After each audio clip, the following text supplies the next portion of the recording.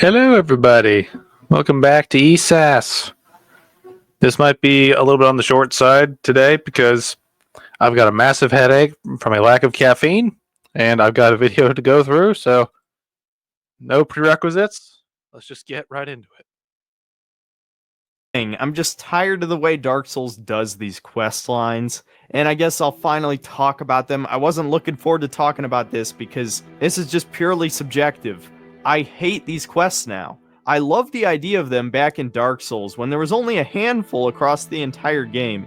Some of them weren't really even quests, like the Crestfallen Warrior. He's going to advance his quest line whether or not you even really talk to him at all. He'll go hollow, and then you have to kill him, and that's it. It was just a neat little mini story showing the process of how people become hollow. They lose hope and they turn into a mindless zombie.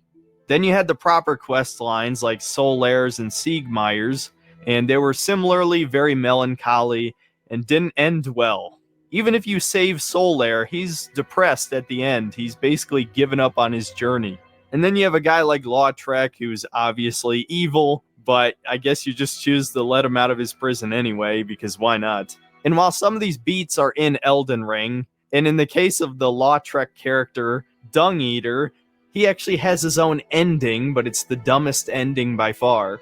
I just couldn't really get invested in any of these quests. There were some interesting characters like Alexander, the giant pot man, but due to the nature of these quests, which is essentially talking to an NPC, then they warp to another location, you gotta find that location and talk to them again. It's not interesting. At least in the older games, it kind of made sense because most of the locations were places you would normally come across, with some exceptions like the end of Siegmeyer's quest line. Why would you think to go back to Ash Lake? That doesn't make any sense. But in Elden Ring, the world is fucking massive. So the chances of you naturally coming across every quest trigger for most of these quests is slim to none. So of course, all of the completionists out there are just going to look on the internet for the severe autists who explored every corner of the map every 5 minutes, and then conveniently wrote that down or made a video for our convenience. So I thank you personally for your autism, so I could experience most of the game's content. But This is one thing that I feel like is kind of true about the From Software quest design is that oftentimes it's very convoluted, and it's only become more convoluted as the game has gone on. Granted, I've not done that many quest lines in Elden Ring just because, frankly, I just have a lack of interest in it. But it is a thing where it seems like as the series of games that From has made has gone on, their quest lines have become more complicated and less predictable, which doesn't necessarily make the stories more interesting as much as tedious to like figure out what the hell to do next. this is just terrible design, and I can't believe they still do this, especially in an open world. I guarantee the average person who doesn't care enough to look on the internet is going to miss almost every plotline in this game and just get the default ending. Which I guess is fine, because normally most people just pick the default ending in these games anyway, because you only have 2 or maybe 3 options at the most. But in Elden Ring, there's 6 different endings. And specifically, Ronnie's quest line to get her ending locks a lot of content behind it. And it's how you get the Moonlight Greatsword, which feels like a almost game-wide quest, which I think is a great idea. I wish there were more things like that, where, kind of like the older Zelda games, you had to do a bunch of trading items and shit to get the ultimate item.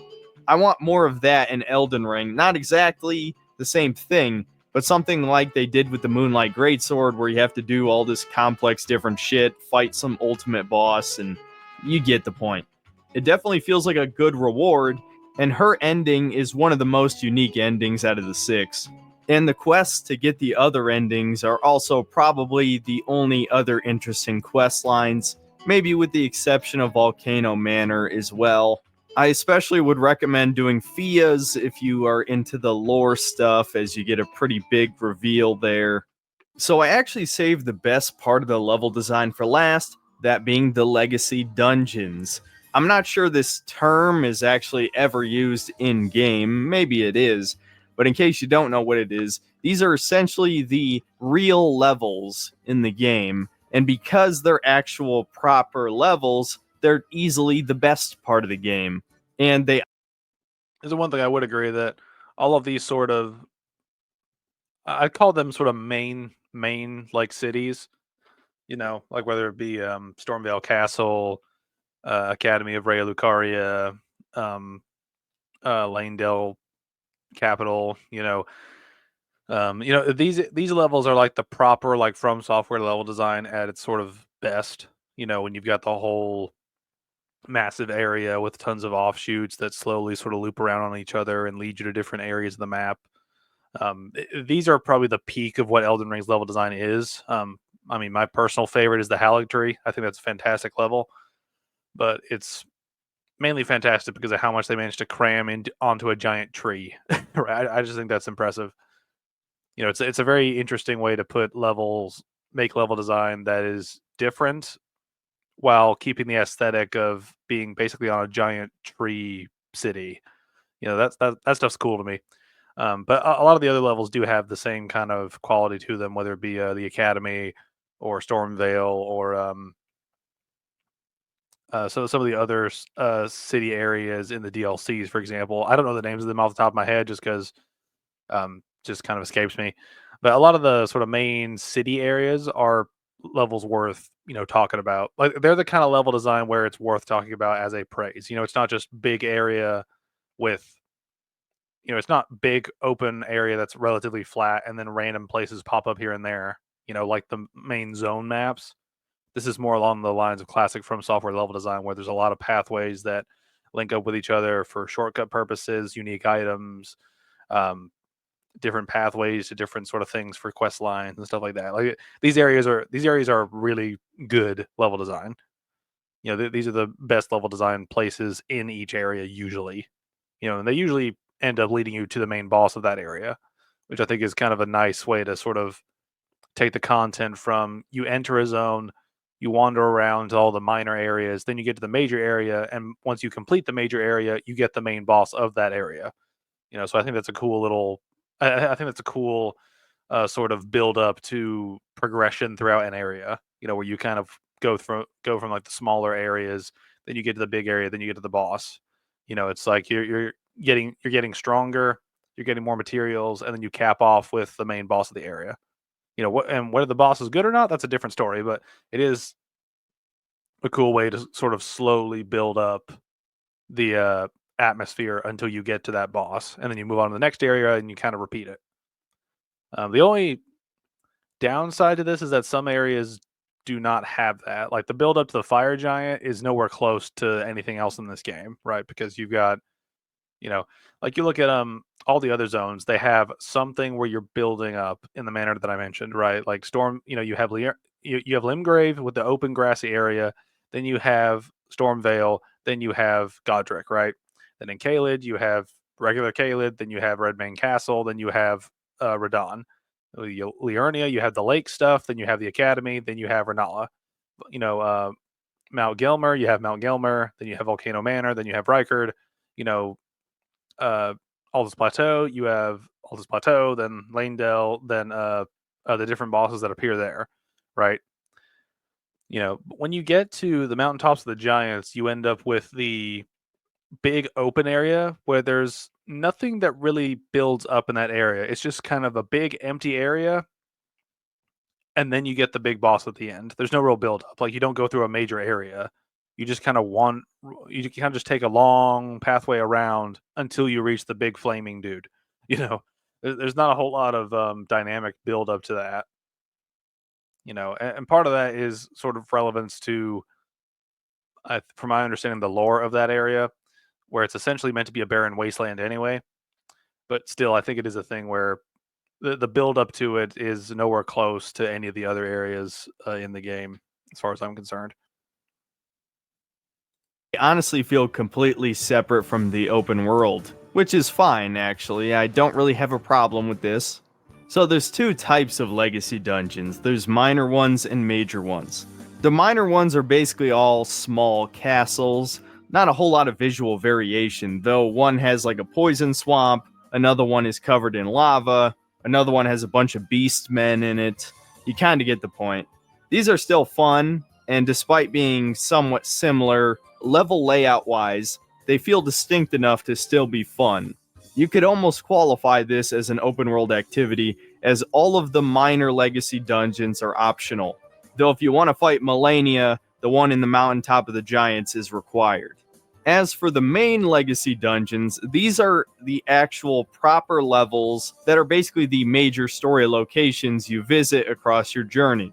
Stormvale Castle will likely be the first one you go to, and as the name implies, it's a massive castle. And these feel like traditional Souls levels, a combination of hallways, deadly traps, gank squad encounters, elevators and various shortcuts to earlier parts of the level, secrets, NPCs. The list goes on of various things. I could describe it in vague terms for quite a while, but I don't want this video to be 3 hours long, so it's safe to say these are essentially the highlight of the game. You get to explore around this place. There's plenty of optional loot. There's always a pretty cool boss at the end of these, whether it be one of the demigods or some secret boss of some kind. If I had to have one complaint about these levels, it's that a lot of enemy types get reused in the later ones. The worst offender of this is Mikola's Halig Tree. This is the final dungeon, the secret dungeon, essentially, where Melania is at the end. And after the midpoint of the dungeon, after you beat the boss there, you enter this area that's essentially another castle of sorts, and it's filled with enemies you've been fighting since the beginning of the game. And yes, they actually do give them a new move each, but that doesn't excuse the fact these are the basic ass fucking hollows that you've been fighting since the beginning. It's kind of funny how I would agree with his criticism, but he's also forgetting about the entire top section of the level that has, the misbegotten enemies that we've dealt with before as well. So this feels like a strange sort of like he's got half the criticism that I agree with, but he's forgetting the other half of it. That could be said. And this is one thing too. Like Elden Ring is rife with repeating of assets all over the place. So it's one of those things that by the time you get here, you're kind of just used to repeated assets. Like I don't think you can make it to Melania's Halictory without encountering repeated assets, unless you intentionally go out of your way to not find things that repeat. And there's so many of them. This entire area is basically one big gank squad encounter. And to make matters worse, the bottom of this little fort zone is covered by the most annoying goddamn enemy in the game. They're these weird like spider human things that can teleport behind you, and they spit poison and they spaz out and do like 8-hit combos. They're fucking horrible, and there's like 6 of them scattered across the floor. It's awful. And to make matters even worse, that is one thing. The very bottom of this map, minus Melania, is like kind of before you hit the second sort of tree section. The bottom of this map really does suck with all the revenants down there. It's really bad. What's up, Papa Vangaris? Hello, Toaster Vision. Do you see toast everywhere, or do you see toasters? That's my question. Anyway, how you doing? We're trying to wrap this video up before the holidays, and I think one thing I might mention now is I'm thinking I might be able to wrap up another video that I want to get through before the end of the year and kind of cap this year off as kind of the end of the Elden Ring reactions. Just because I've reacted to a lot, and I'm like, okay, I need a break. But we'll see what happens. worse, there's 2 Erd Tree avatars here. You've already probably fought 6 or 7, possibly 10, depending on how thorough you are exploring the map. And there's fucking 2 more of them here. It's things like this that make me think the game was rushed, or at least small parts of it were rushed. Because in previous games, when you found a secret zone, it still had unique enemies. Whether it's like the Dragon Temple, or what remains of the demons from Dark Souls 3, or going back to Dark Souls 1, the Painted World of Ariamis had those fleshy phalanx dudes, and the harpies that would try to knock you off the buildings. Little stuff like that goes a long way. The only unique enemy in the entire dungeon is they have these horn dudes that shoot bubbles, right? That you fight earlier. Well, there's a giant one that can shoot like 5 bubbles at once and has an insane amount of health, of course. But other than that, everything else you fight there, you can fight somewhere else in the game, and you've likely fought several times. It's far from the first time this. Yeah, this is one thing. He's just kind of rehashing a point I've made. It's just that there's a lot of repeated assets in Elden Ring. And it is one of the things that I rewatched my previous stream before starting this one, and it is one of those things where I feel like if you took the content of Elden Ring, removed all the repeated assets out of it, and scrunched the world down to sort of scale with the unique content within it, I still think the game would have been fantastic. Right? I think the game would have been you'd have less of a problem of repeated assets, and you'd still have a much bigger world than would typically be seen in like a From Software game. Like if they took out all the repeated assets and all the repeated dungeons and just scaled them down to a single unique enemy for each boss, I think you'd have enough unique bosses to have a unique experience in each dungeon. And if they like scaled the world down appropriately to sort of match that, I think Elden Ring could have been viewed as a more unique experience if sort of the less is more approach was taken. Because when you copy and paste stuff all over the place, it makes the combat get really boring because you're essentially fighting the same enemy again, but their numbers are like boosted up, or they give them an extra ability or something. It's like you're not really making a new enemy. You're just taking old assets and then like slightly tweaking it, right? It's not like you're repurposing assets like with the Erdtree avatars essentially being revamps of the Asylum Demons moveset. That I'm fine with, right? But when you repeat the same boss over and over and over and then add, I don't know, like the spit move for the rotting Erdtree avatars, that doesn't really make the fight more engaging. It just means you gave them an extra annoying move on top of boosted stats. You know, it just feels very cheap and lazy by comparison to other FromSoft games in the past that have had unique enemies in most of the other areas. What videos are you planning on doing in the future? I've got one video from VG Matthews going over the boss design in Elden Ring. That's the last Elden Ring video I plan to react to. It's about 2 hours long, so I'm hoping I can get through that in 2 streams. If not, maybe 3. Depends on how far we get. I've never watched any VG Matthews videos, so I'm not sure exactly how dense his videos are in terms of like points. But we'll kind of deal with that as we go. But so we got that. I've got a series of videos to react to with Domo 3000 responding to Mahler's response to H Bomber Guy's response to Matthew Matosis. So we are going to be responding to a guy who's responding to another guy who's responding to another guy who responded to another guy's critique. So that's going to be a series of videos. I think it's about 4 hours in total across several different videos. I'll probably break that up just because that's a lot. But those are the things that are Souls-ish on my list right now. I don't really have anything else on the list to react to. And I would like to react to other things. It's just a matter of people throwing out suggestions. Because the only thing I will say about suggestions is I don't want to react to Elden Ring anymore. I'm kind of sick of it because I think I've reacted to mostly Elden Ring stuff at this point. I had a thought to sort of go back to older videos of my own and sort of react to them in a way and kind of show where my opinions are at this point, sort of several years after the fact.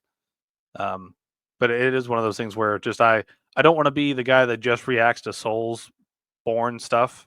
So suggestions on other games would be much appreciated. But as far as I can remember off the top of my head, I've got the VG Matthews video and the Domo 3000 series, and that's about it. So, yeah, that's about it. Will you be doing any Elden Ring commentary, or will it be too long and not unique? I'm not doing a commentary per se, but I am planning to make a video about Elden Ring. It's going to be a little bit abnormal considering my other sort of content. It's going to be the top 5 best and worst aspects of Elden Ring as a game. And I've already recorded all the footage for it. Right now, making notes from all the footage I've got, and then after that, I'm gonna work on the script for it.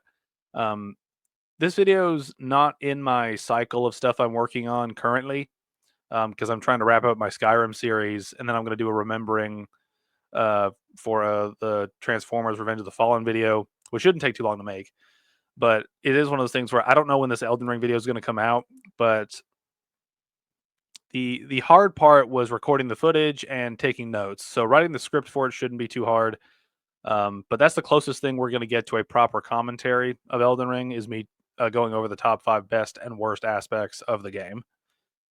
That's going to be the main thing that I'm working on. That's going to sort of be the capping off point to Elden Ring for me.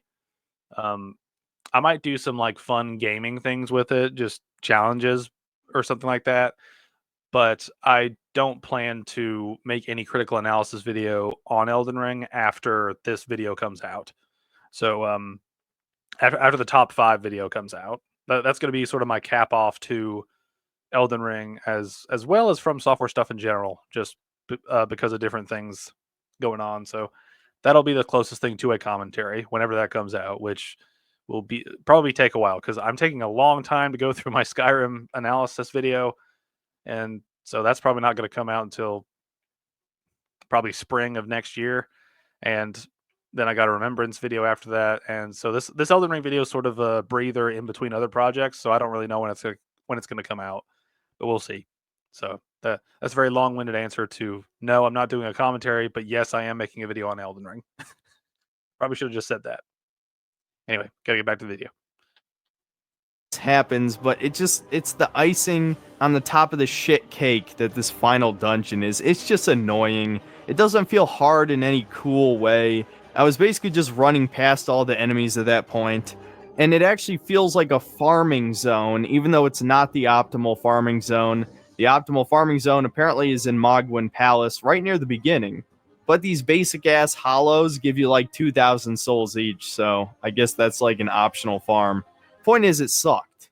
On the other hand, you have Leyndell, the royal capital, which is probably one of the coolest areas in a Souls game. It's an actual city to explore. Of course, everybody's undead, so you don't really get to talk to NPCs or have quest lines, like I complained about earlier. But this place is actually really dense. You can platform across rooftops.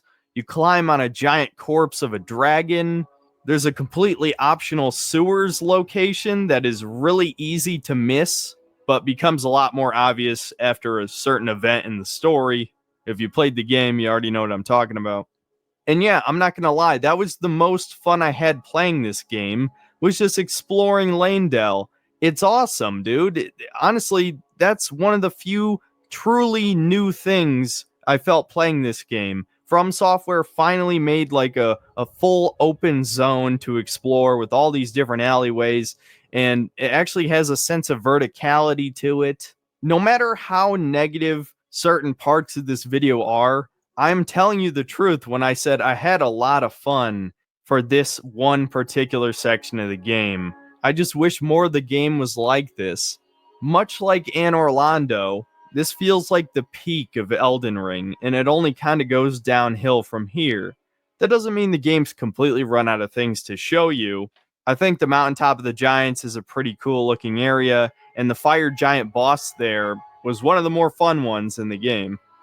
Yeah, I would disagree heavily, but we probably know why at this point. I can't deny that from that point forward, I was certainly having less fun, and I was starting to kind of get sick of the game, especially once I got to Crumbling Farum Azula, which is essentially just another dragon cancer area, much like the Dragon Temple in Dark Souls 3, but worse. Definitely worse. At least it had two pretty cool bosses there, even though I was really annoyed by the mandatory one. So I wasn't exactly sure where to put this, but there is one more element to the open world I kind of do want to compliment, and that's the underground. If you thought this map was huge before, the underground zones add probably another 20 to 25% to the total map size. And yeah, I'm not going to lie, they're pretty cool. But it gets even cooler after you fight Radahn. somehow Radon, the ultra giga chad badass that he is, was holding back a meteor in space. And so after you kill him, it crashes into Limgrave, and you get to explore essentially an area very similar to Ulasil from Dark Souls 1. A city that sort of is sinking into some kind of abyss, I guess. I'll admit I'm not super familiar on the lore in this game. I'm still learning parts of it. But I guess these cities under the ground were assaulted by alien creatures from meteors, kind of similar to Bloodborne's lore a little bit. And it's pretty cool to go down here and fight like all these metal slimes. And there's a sentient boulder. Some people have shit on this, but I actually kind of really like the idea of a boulder that just follows you and tries to crush you. If there were more enemy types like this in this game, I would probably complain less about its other flaws. And of course, this is also where you get the mimic tier, as you might expect, because some of those slimes turn into humanoids.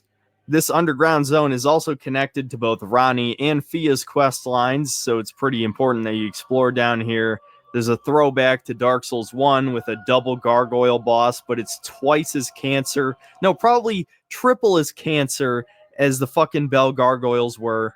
Because this is, Dark Souls 3.5. They had to fuck it up somehow. And of course, it extends even further than that, but I think I've talked about this enough. Point is, the underground areas are pretty cool, add a lot to the game, have some interesting bosses down there, and are connected to the most important quest lines in the game. So, again, some more points to the open world. So, after That's one thing is I do think that the underground does kind of expand on the sort of like length of content that you get to experience in the game.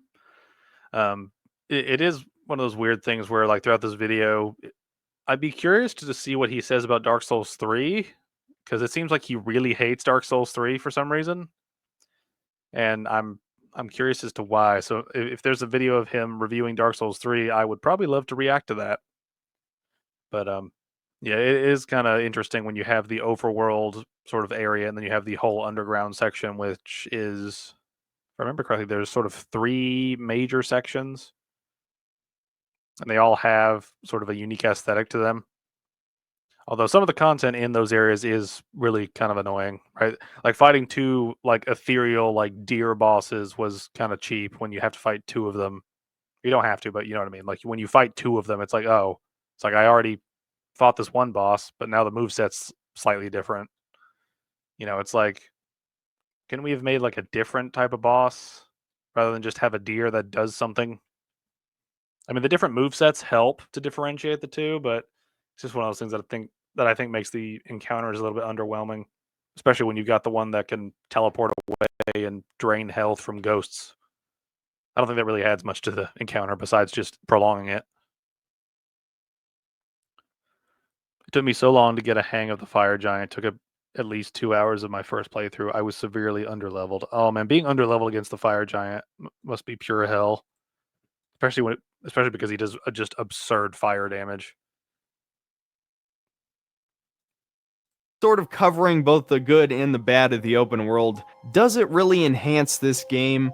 I'll admit, I'm still kind of undecided on that. It almost just feels like a side grade, because every time I think about the open world, I just think about how much better it could be if it was smaller. That being said, there's certain things that an open world does add to a game, especially a sense of spectacle, and spectacle is something this game has done very well. The problem with spectacle, though, at least for me personally, I can only really explain to you with an analogy. Imagine the most beautiful painting in the world, right? Now imagine being forced to stare at it for hours. Eventually that painting is just going to fade into mush in your mind. It will be meaningless. It will lose all of its beauty. And that's how I think about graphics in games in general. It's partly why I've never cared about graphic fidelity and games getting more realistic over time, because aesthetic is far more important. But even aesthetic has its limits. If I stare at a backdrop long enough, it's just not impressive anymore. As cool as it is to constantly see the aired tree from any part of the map because it's so freakishly huge, after a while I just kind of stop caring. And that applies to a lot of these zones. A lot of them kind of feel like they wear out their welcome. And like I said before, the world just isn't quite dense enough. And even for how dense it is, There's just way too much copy paste content. I haven't gotten to the bosses yet, but I will very soon. And I've already mentioned 3 or 4 times the repeat bosses and enemies and stuff, so you kind of get the idea. I guess ultimately I'd have to say that the open world was a good idea, but the execution is somewhat flawed. The world is just too big. Whatever happened to worlds like Fallout 3, where you could walk across the map in like 15 minutes or less? Fallout 3 still felt big because it was really dense. There was a location every minute or two in any direction. And most of the locations were interesting, especially in Washington, D.C., which was basically a mega dungeon. Now, all modern games have an open world that's probably 10 times the size of Fallout 3's, but they're all far less dense. They don't really add anything to the game, and after a while, they just feel samey. Even a game like Elden Ring that has like 6 or 7 different biomes, still eventually, those biomes lose their luster. And I just want quality content. Quality is far more important than quantity. Elden Ring is more than twice as long as any other Souls game, and it really feels twice as long as any other Souls game, and not in a good way. The content on average is still above something like Skyrim, where the endless dungeons are just there to get basic ass loot that you can just craft better items if you have smithing, or if you're a mage, usually the loot isn't useful to you at all, and so you're just there to get EXP. But it's still a very noticeable drop in quality to say Dark Souls. Dark Souls 1 was not exactly an open world, but let's say it's a semi open world. It was a series of linear pathways that all connected the map together through various means. There were elevators that could take you across completely different zones. There were shortcuts that linked all these areas in different ways. It was like a spider web of connected zones. There was always like 3 ways to get somewhere on the map. And because you had no warp until you beat Ornstein and Smo, you really needed those shortcuts. It made the world feel massive, even though realistically, it's probably less than 10% the size of Elden Ring. Dark Souls had very few repeated enemies. Yeah, there were a handful of Titanite demons you had to fight, but all of the major bosses were unique. Every area of the game had multiple new enemies to fight. It's weird because one of the things I've always praised about these games is the enemy variety. And while Elden Ring probably has the same amount of different enemies as Dark Souls, it's spread across a much, much larger map, so they had to repeat enemies over and over again. And All right, that's a good point to kind of end that point and respond to it, because I would largely agree with a lot of the things he said. Is and I've, like I said, I've mentioned this before. Is like Elden Ring is very sort of barren the more you play it, because the first experience is you exploring the whole map and checking out all these areas and stuff like that. Once you fully complete the game, and I mean that in the sense of fully completing it, doing every single dungeon, doing every single um, fighting every single boss and beating every single boss. By the time you reach that point, your next playthrough is going to have a significant drop in the amount of time you spend wandering around, because you have a significant amount of content that you know is just simply not worth it, right? Because you know that going to this dungeon is going to net you these items that you don't need for your build, right? And so you're not going to go to there unless you just feel like completing it just for completion's sake, right? Which some people do. Like I got no problem with that, but there's going to be a significant drop off of the content that you engage with in this game on repeat playthroughs, right? The other games don't have as significant of a drop off because they're not as open world, right? And I would agree with him saying that I don't think that the previous games were technically open world as much as they were just interconnected, right? But I do think that something that is something that plagues Elden Ring as a whole is that they have too little content for too big of a map, right? And it's one of those things where the level design itself, I think, is really good across the board. The problem is that they end up putting a lot of repeated assets all over the place, right? Like a lot of repeated assets all over the place. Oftentimes just in camps that don't really do anything besides give you enemies to kill for runes, right? Or their armor sets type of thing. It's the thing where the map size to ratio of content is stretched very thin for Elden Ring by comparison to the other games.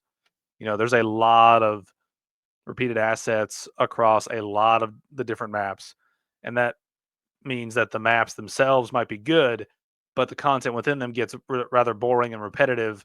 When you fought the same enemy for like 60 hours or however long that you've played the game. It's just a thing where having I feel like it's one of those things where I don't look into the development of games because I'd rather have the game sort of explain the development cycle on its own. Because ultimately it doesn't matter how it was developed; it matters what we got out of it, right? So without looking into it, it feels like they made the map and then they just plopped things down wherever they thought they would fit for the most part. Like they probably had a rough idea of exactly where the major areas were going to be and where all the caves and stuff were going to be. But in terms of actual assets to fill in those voids, I imagine they just made the big ones, then they made sort of the minor ones, and then they made like the copy and paste ones and just said, okay, put these two crystallians over here, put two different sets of crystallians over there, put the triple crystallians here, put one beastman over here, put two beastmen over here, put three beastmen over there, put an Erdtree avatar here, put two of them here, put one of the weird ones that duplicates, put one of the ones that spews rot. It's one of those things where I can imagine them just doing that in sort of a lazy sort of, okay, I guess we'll just put this enemy here just because we need an enemy here, and this is an enemy that we could scale to be a boss here because it's unique to this area, but not in the game. You know, like it's just one of those things that I think undermines the whole explorative nature of the game when your first run's the most interesting, and then every subsequent run you're going to ditch a large amount of content because it's not relevant to your build. And frankly, a lot of the runes that you get through some of these encounters are just not worth it on repeat playthroughs. You're much better off just taking one of the super cheap grinding options and just doing that, than going through a dungeon where you might get like one level's worth, two levels worth, and in that time you probably could have made progress towards a major boss. It's just one of those things where there's the content compared to the map size is stretched very thin by comparison to the old games. But it looks like now we're getting into the boss design. So this is where I imagine a lot of things are going to be said. Speaking of repeating enemies, I guess it's finally time to talk about the boss design. I wasn't looking forward to this. I'm gonna try and state what few positives I think of the bosses first, because the rest is just gonna be a giant rant. Because I fucking hate what they've decided to do with bosses since Dark Souls 3. This is where the roll spam meme came from. And I guess to quickly define roll spam, I think I already did, but I'll define it again. Roll spam does not mean hitting the circle button over and over again to hope you dodge something, though that is part of the definition, and that is surprisingly still pretty effective against a lot of bosses in this game. But no, roll spam just covers the fact that the main strategy against any boss is just pressing circle. That's where 80% of the skill in this game comes down to. How efficient you are at learning boss patterns and pressing circle at the right time. Almost every bit of complexity from the other games is gone now. There's no creative arenas. There's no unique boss mechanics that you dismissively call a gimmick. Even when you haven't even fucking played Demon Souls, the amount of comments I read that are clearly from people who didn't play Demon Souls because all you did was compare it to Dragon God. Everyone knows the Dragon God is bad. Dragon God is not bad, you fucking idiot. Okay, it's a gimmick boss, just like a lot of the other bosses in Demon Souls are, just like a lot of the bosses in Dark Souls 1 are, just like several bosses throughout the rest of the fucking series are. It's not a bad boss because you don't like it. I'm so sick of people just shitting on bosses like Dragon God just because they're not like other bosses. It's like it's a gimmick boss where you shoot the boss with like the ballista thingies. It's like it's not a big deal. Like, why the hate against Dragon God? Why? I don't understand the hate to Dragon God. It's like saying every boss in Dark Souls is like Bed of Chaos. It's fucking stupid. You didn't play the game. You probably watched some YouTuber talk about it and then didn't come to your own conclusion. Because Zoomers don't play old games. But to try to stay on topic, let's just talk about the few good bosses in this game. Ironically, or actually probably the opposite of ironically, Some of my favorite bosses were gimmick fights. What do you know? Elden Ring has gimmick fights, and one of them is a direct reference to Demon Souls, which you probably already know which one that is because that same exact gimmick was used in Dark Souls 3 as well. And I seem to remember everyone complimenting that fight. Interesting.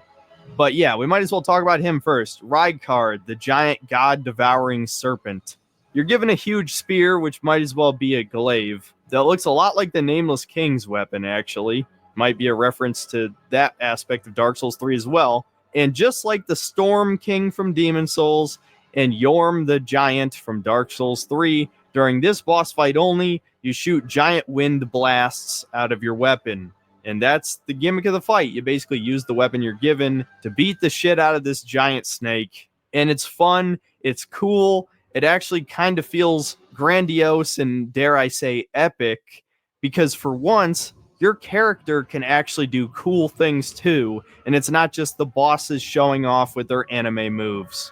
And to state this once again, this was taken from Demon Souls. The Storm King was basically a giant flying manta ray, and you find a sword in the battlefield that shoots a giant laser wave or wind wave or whatever the fuck it is. And that's how you kill the boss. Since he's flying, it's really the only way to effectively hurt him. And it was a really cool idea. And I have to admit, the Yorm fight did improve on that concept. No, it didn't. No, it didn't. I think Yorm is a downgrade, right? There's one thing. I think the fight with the flying manta ray is way better than the Rykard fight and way better than the Yorm fight for different reasons. I think the Yorm fight is very unintuitive with the way it gives you the weapon, which leads to problems with the weapon. And once you get it, you can blitz him in like 5 hits. The Rykard fight is essentially a fight that gives you the weapon and then tells you to use it against the boss, kind of like you'd use it like another weapon, right? But now the boss just has a cranked health bar and an aura around him that damages you. So it's pushing you towards using the weapon in sort of the opposite direction of the Yorm fight, where it's just an extreme way of saying, "Hey, use this overpowered weapon against this enemy because it's built to take out this enemy." Also, deal with the massive health pool. It's that thing where the Yorm fight they made sort of unintuitive, and in this fight they made it too tedious. And so it's just a thing where I think they made a mistake with both of them. And I'd say the Rykard fight even further improved on that concept, and it was certainly one of the more fun bosses in this game. Another one of my favorite fights is the Renala fight, which is basically 2 gimmick fights in one, where the second phase is a bit more traditional, but the first phase is basically the Deacons of the Deep from Dark Souls 3. There's a bunch of enemies scattered throughout the arena, and you've got to hit the 3 glowing ones to take down Renala's shield, and then you just beat the shit out of her until she does a small AoE attack. Meanwhile, there's a bunch of books being thrown at you, there's falling chandeliers, and later in the fight, she actually throws some of the children at you, and they can go through walls, which is kind of annoying. But you take her down fairly easily, and then the second phase, you have your proper fight, and it looks very cinematic. The moon's in the background. It's kind of like the Ram the Vacuous Spider fight, where it's a huge circular arena with no features, which unfortunately is probably a lot of the fights in this game, but at least this one looks pretty. And Renala starts shooting all these spells at you, including a Kamehameha, homing magic missiles, and a boomerang laser thing. And then, of course, when you bring her down to almost half health, she starts summoning spirits, including a pack of wolves, that Bloodhound Knight dude, a dragon who breathes fire, and it's actually really cool. One of the more interesting fights in the game, definitely, and not too difficult. Trying to focus her down and ignoring the summons was certainly interesting, and by this point in the game, I didn't really have a good spirit myself yet, so it was basically a nice little 1v1 fight. So I really enjoyed that one. Probably the best demigod fight in the game. And speaking of that whole footage, I was just wondering, why aren't you locking on? Like, why aren't you doing that? It helps you aim your camera and your weapon. I don't get why some people unlock on in fights. Now, sometimes I can understand for the sake of like some tactic you're doing, but if you're just running up to the enemy and smacking them anyway, you may as well lock on. But it's kind of interesting how he's got a lot of sort of opposite opinions about things that I have, but sort of agrees with overall problems that we both share with the game. It's kind of weird how that works. Demigods, I enjoyed most of the fights with them in the game. The Radon fight was almost terrible. I'd say if they had made it a little bit harder, then I would have hated it. As it stands, it was a pretty good challenge, but if you're a purely melee character, it's a little bit too hard, a little bit too annoying. If you're a magic user, it's probably not that hard at all, as long as you avoid his one-hit kill attacks, which unfortunately he has two. But the gimmick of summoning a bunch of dudes to attack him and he just fucks them all up, that's really cool. And it's a good way of showing how much of a badass he is. So I'd say I still enjoyed that one just barely. A lot of the other demigods don't really. This is the one thing about the Radon fight that I think the Radon fight is the thing where the gimmick works really well for it in a very simple way of where it's just a gank fight, but you're a part of the gank this time. And you're trying to take out this guy that literally holds the stars in place. So I think it's one of those gimmick fights that works pretty well given what they're trying to do with the boss in particular. I just think that the fight kind of depends on how you look at it in terms of, do you like the fight because of the gimmick or do you like the fight because of the fight, right? Like I enjoy the fight because of the gimmick. I just think the fight is fun when looking at it through sort of the gimmick lens. In terms of the actual fight itself, I think it does have problems. So I can understand why people think that boss is terrible. But I think it is one of those things where it kind of depends. Like the gimmick is obviously trying to like bring in a lot of summons to help you take this legendary warrior down, right? So I think that's sort of a fairly sort of a I don't know how to put it, but it's like a I think the gimmick helps with dealing with some of the stuff in the fight, although the fight does have problems. I think is a good way to put it. Or at least it's the best way I can put it for now. Really stand out all that much. Moog was kind of cool because his gimmick was he summoned a bunch of rings around you, and then at the start of the second phase of the fight, for every ring that you had around your character, he would sap away a shit ton of your health. And so you literally had to heal in between this barrage of blood blasts. And that was kind of neat. Too bad the rest of the fight is, fairly normal for this game. I enjoyed. That's the thing. I think Moog's probably the most underwhelming major boss fight in this game, all things considered. Just because his moveset is really, really simple, and his second phase transition and second phase are just really annoying, right? Having an enemy that just auto locks on you and can do serious damage to you if you don't get a random buff for your physic from a random invasion in a very particular church in an area very far off from him. It's just one of those things where I don't think the gimmick with Moog works very well when you need a specific item from a specific invasion in an area that's not tied to him hardly at all. It's just one of those things where I feel like the first part of his fight isn't too bad if it's a bit simple, and then the second phase transition's really annoying, especially with the requirements to deal with it. And then the second phase just has a lot of just spraying AoE shit all over the arena. So it just makes the fight really visually cluttered and mechanically just kind of tedious to deal with all the flaming blood shit spewing everywhere. My favorite fight in Souls games as a whole has to be the Nameless King. It is so fluid that it's like a dance. Nameless King is definitely up there. I would agree with you on that. He is a good fight. I really enjoy the Nameless King fight.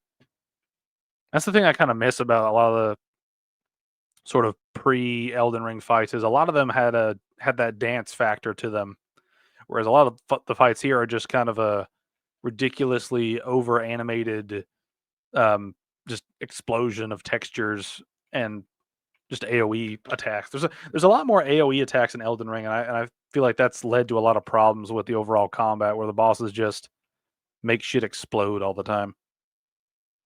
Most of the fights against the, let's say, monster class enemies, anything that's not a humanoid, like the dragons or the dragonkin soldiers or the magma worms.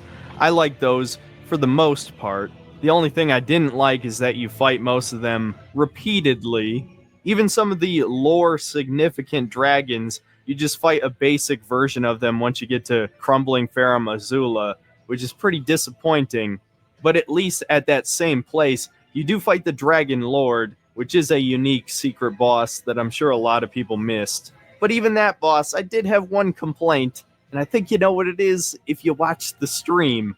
When he's near death, he has this giant twin laser attack, which does an insane amount of damage, and he just spins it in random directions fast enough that you can't really dodge out of the way unless you've memorized the sweeping pattern, which you're probably not going to memorize because he only does it once at the end of the fight, and he's probably going to kill you with the laser. So that annoyed me a lot, but the rest of the fight was pretty cool. And That is one thing about that fight that I don't like is that laser move. I think while I think that he simply wasn't paying attention to it because there are windups to several of those laser attacks, I do think the laser attack is sort of an overclocking of mid-air's laser attack, where it just you've got so many lasers going in multiple directions that just slowly ebb out. It's just one of those things that I think delays the fight because you're either spending most of that running away or trying to get behind him, which can be hard in either case because he has extreme reach in front of him, and getting behind him usually involves you trying to, you know, get him as close to the edge of the arena as possible so you can actually get behind him because he lands so far away from you. despite how bullshit it was, I gotta admit, I actually kinda liked the Melania fight. That being said, if I had played the game the right way, I probably would hate it. But because of the Mimic, I actually kinda like the fight, because the gimmick of that fight, if you can even call it a gimmick, is that you need to win as fast as possible, because every time Melania hits you, even if she hits a shield, she recovers health.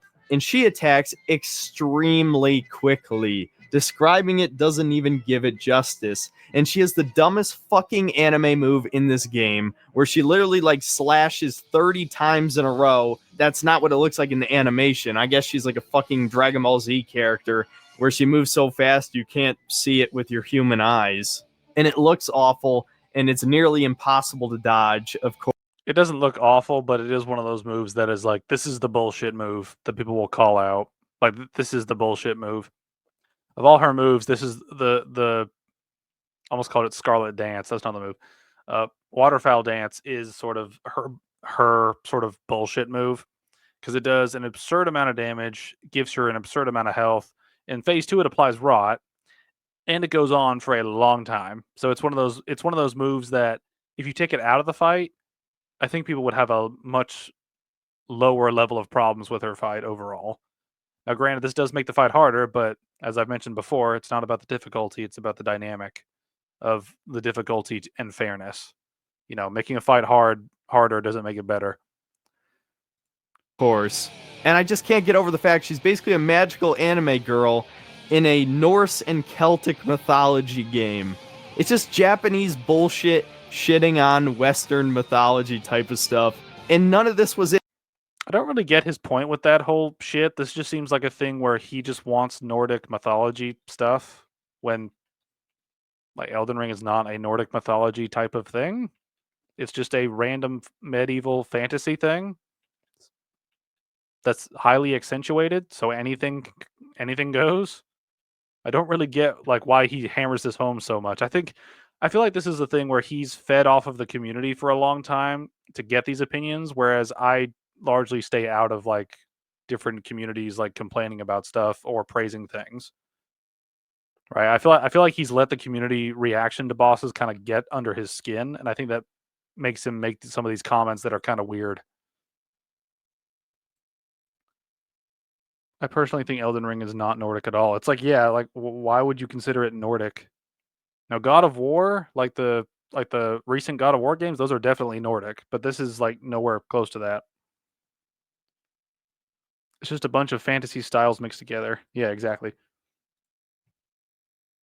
In Dark Souls 1, by the way, even Artorias wasn't nearly that anime. Go watch or fight Artorias again, and compare that to any fucking boss in Elden Ring. It's not even close. Artorias did like a few flips. This bitch can attack 30 times in a second. But anyway, back to the fight. Once you get to the second phase, she does this giant scarlet rot attack right at the start that can instant kill you. And even if it doesn't instant kill you, you've probably got scarlet rot, which will fuck up the rest of the fight. But the trade-off is she has like half as much health as the first form. So if you and the Mimic just blast her down super fast, then you win. And that's exactly what happened after, I don't know, 7 or 8 tries. And another good thing I could say about the fight is that unlike most other bosses in the game, she actually has hit stun. You can stun lock her, and with a powerful enough attack, you can even knock her on her ass, which is exactly what the Blasphemous Blades weapon art can do.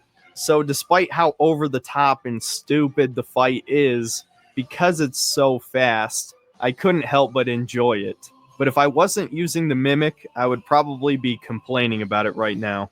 And that's the last good thing I can say about these boss fights.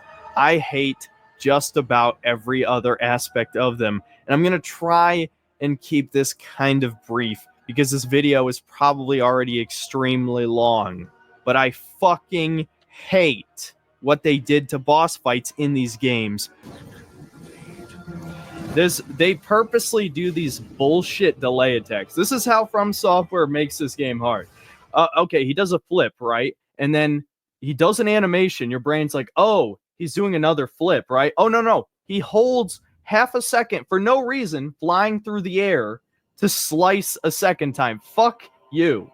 Fuck you. That's not hard in like a, oh man, I feel really challenged. It's hard to let me memorize this boss's patterns. Oh, I'm really getting better at the game, guys. No, you're getting better at fighting one boss until you have to fight the next bullshit boss who does other delays. Like, who cares about mastering individual bosses? That's not interesting. They have lost. That was kind of a random rant kind of thrown in there. I don't think you really made a very good point with that rant. It's like, even though I kind of agree with some of the what I think he's going for, it's one of those things where I feel like he's just not arguing it very well. Like the problems with the delayed attacks are that the developers sort of have chained different delays together to make the fight as hard as possible because the timing is sort of really off and dependent on the move set, right? So they've made it very like the rhythms of the fight have been sort of all over the place because of the random delays that they stick into random boss moves. And that's kind of a thing that I think has made dealing with combos more annoying. Artorias was based on the art cover of A Night in Berserk, which is a Japanese manga series. Yeah. This From Software takes a lot of influence from Berserk. A lot of influence. Any and all uniqueness, and it's because of fucking tryhards and From Software playing into the whole, oh, these games are supposed to be hard thing. And so they got rid of any of the interesting gimmicks or any of the unique quirks of fights from Dark Souls 1, and instead we are left with a bunch of extremely forgettable bosses that you fight several times over the course of the game. To drive this point home, I'm just going to read you a list of every boss that you fight more than once. And I may have even missed 1 or 2 in here because I admit I haven't fought every boss in the game. I fought every base model of boss, but not every repeat boss. There's even more than this. There's the Tree Sentinel, which you fight at least 4 times. Burial Watchdog, which you fight at least 3 times. Aird Tree Avatar, which you fight 13 fucking times, as I've said before. Mad Pumpkinhead, who you fight as a normal enemy in a bunch of places. The Bloodhound Knight, Zamor Hero, the Dragons, which you also fight like 8 times. The Lion Guardian, Guardian Golem, Grave Warden Duelist, Ancient Dragon Lanciax, which is, again, demoted to like a normal mini-boss once you get to Farum Azula. The Trolls that are everywhere. I guess you could actually consider the boss versions an ascended version of a normal enemy. The Tibia Mariner shows up a bunch of places, which is technically tied to one of the NPC merchants, but still. The Dragonkin Soldier you fight at least 2 or 3 times. Crucible Knight, which you fight several times because he's also demoted to a standard enemy. The Red Wolf of Radagon. The Gargoyles. The Godskin Apostles, which you fight at least 4 times each. The Ulcerated Tree Spirit shows up at least 5 times. The Deathrite Bird shows up a few times. Royal Knight Loretta shows up twice. Moog shows up twice. Margit shows up twice. And apparently even Godric shows up twice, though I never fought him the second time. This is fucking ridiculous, dude. And to make it even worse, the way that... Yeah, just a lot of repeated assets. A lot of repeated assets. And then a lot of repeated assets recombined with other repeated assets to make the fight different. It's like, it's that thing where you're stretching the line of laziness and just boring, repetitive stuff. And this game definitely went hard on that. I will say that the DLC was an improvement in that regard because of all the bosses, the only repetitive ones were the ones like in the overworld, like the dragons and I mean basically the dragons and the giant flaming golems. But those enemies have problems on their own. But overall, the other bosses were far less repetitive, which is good, but still, like, could have been better. The bosses in Elden Ring forces you to take on new play styles, which is a part of how challenging the game is. So I personally think he should get good.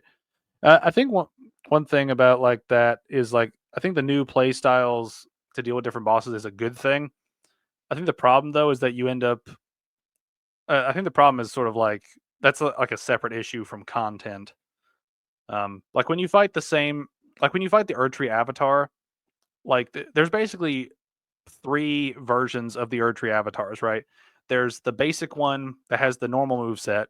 There's the rot variant that has extra rot stuff involved. And then you have the weird ones.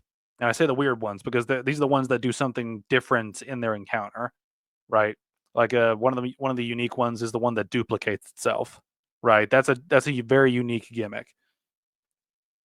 There are very few ones that are like that in the game. A lot of them just evolve into this is tree, kill tree before it AoE spams you, and then move on. You know, like the rot ones are exactly like that, where it's just deal with the AoE as fast as possible and kill the enemy as fast as possible because these things are annoying, especially in some of the places they fight you in. From Software tries to mix up some of these fights in the later game is just by making you fight two of them at the same time. The amount of times they do this in a fucking catacomb where it's like, oh, you remember that cool statue boss? Oh, now you gotta fight two of them at the same time. Isn't that cool and interesting? No, it's not fucking interesting. It's awful. And they do this with so many different bosses. The worst part is, a boss like the Crucible Knight, which I actually complimented in the first video, at least I think I did, I had to actually master his moveset to defeat him because he has so few gaps in his attacks. Well then, at some point, they throw two of them at you, and it's just like, fuck you. Okay, you know what, game? You want to be a piece of shit? That's why I use the Mimic. So at least it's a fair fight. And the worst part is, the fair fight stuff is actually one of the worst parts of this game, because all of the arenas are exactly the same. To give you an example of how these used to be more interesting, right? In Demon Souls, against the Leechmonger boss, he's sitting in a swamp, right? And if you go down into the swamp to melee attack him, you get covered in leeches, which deplete your health over time. And so, if you had a ranged weapon or you could throw fire bombs, much like the phalanx that I mentioned last time, you could make the fight a bit easier on yourself. Or, more likely, you're going to have to cover your melee weapon in fire to reduce the Leechmonger's health regeneration, which, yeah, that's another thing he has. To cover a couple other examples really quickly, the Adjudicator is this huge, fat, yellow dude with a bird on his head, and he's more or less invulnerable to damage, except that he has a piece of one of his own machetes sticking out of his side. So if you attack that machete a few times, he falls over, and you can hit the bird on his head to actually hurt the boss. Then there's the Old Hero. He's basically a normal Souls boss, except for one small gimmick, which is he's blind. So if you stay quiet and sort of like pick at him from ranged, you can cheese him, or you could try fighting him by just going in, slashing a couple times, going behind him to avoid his moves, and repeat that over and over again. What makes these three examples better than, say, Bed of Chaos, or Dragon God, or High Lord Wolnir, is that these are normal bosses with normal attacks. They just have a specific way to fight them. And in the case of Old Hero and Leechmonger, you can still treat them like a normal boss, they're just going to be harder. In Dark Souls, there were actually several different battle arena types in the game. There was a bridge where you fought Taurus Demon, and another bridge where you fought the Crystal Butterfly. There's a tiny ass room that the Capra Demon infamously is in with two dogs that attack you. That arena alone defined that boss fight. Imagine if you fought the Capra Demon in a big circle boring arena like this game. He would be one of the easiest bosses in the game. His moveset is so fucking simple. There's Iron Golem, which takes place on this sort of somewhat circular arena with two mini bridges on each side. The only thing that made that fight even remotely difficult was the risk of falling off the edge, because if you blocked one of the golem's attacks, it would send you flying backward and possibly right over the edge. Otherwise, he's a pretty easy boss. Dark Souls, across the entire game, tried to kill you in a bunch of different ways, not just the boss fights, but even just the level design. The traps were more creative, the gank squads were more creative. The game actually used verticality a lot of times to have enemies attack you from out of reach. And while Elden Ring does do this sometimes, like there's ballistas in the game, and they're probably the most annoying ballistas that have been in a Souls game, it's just not comparable. Dark Souls, because it was a linear game, could much more effectively design encounters, and it felt like thought was put into a lot of different encounters, much like another of my favorite games of all time, Resident Evil 4. Dark Souls felt like it constantly had new shit to show you and new ways to get you killed, and, maybe that's not always fair, but at least it was interesting. Elden Ring tries to be fair and unfair at the same time. Again, just like I was saying about dodge rolls, 80% of the skill is basically just memorizing boss movesets and dodge rolling at the right time.